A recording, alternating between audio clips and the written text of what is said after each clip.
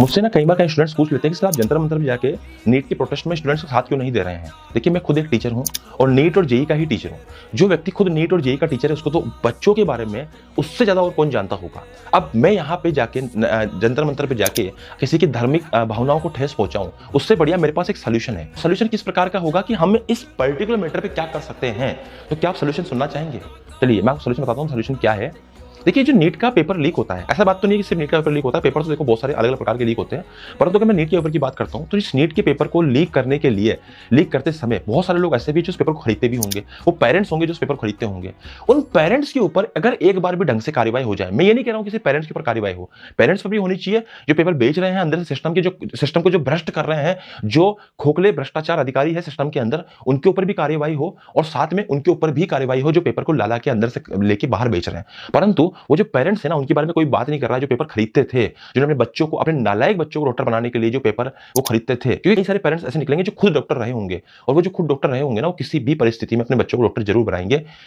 तो उन लोगों पे अगर एक बार ढंग से कार्रवाई हो जाए, अगर मान लीजिए उनमें से कोई डॉक्टर है तो उसका एक बार लाइसेंस ही रद्द हो जाए, वो जीवन में दोबारा कभी अपने बच्चों के लिए पेपर नहीं खरीदेगा। असली में सिस्टम को खोखला कौन कर रहा है? असली में सिस्टम को खोखला ये लोग कर रहे हैं जो अपने बच्चे के करियर बनाने के लिए दूसरे को बच्चे का करियर खराब कर रहे हैं। और फिर हो क्या रहा है, उसके बावजूद भी जो बेचारा मिडिल क्लास का बच्चा है, जो नॉर्मल बच्चा है, वो जाके वहां प्रोटेस्ट कर रहा है और उसके बाद सारे नेताओं के हटने के बाद बेचारा वो मार खा रहा है।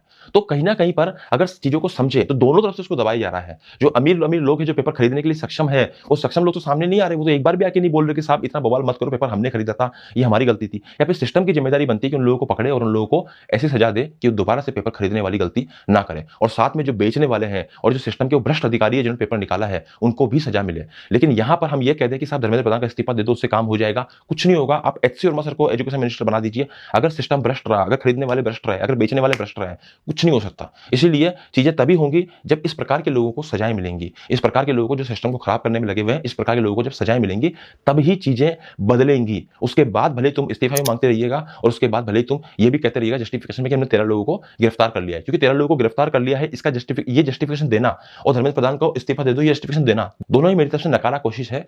अच्छी कोशिश क्या है कि उन लोगों को सजा मिले जो लोग सिस्टम को खोखला करने में पूरी हेल्प कर रहे हैं। धन्यवाद।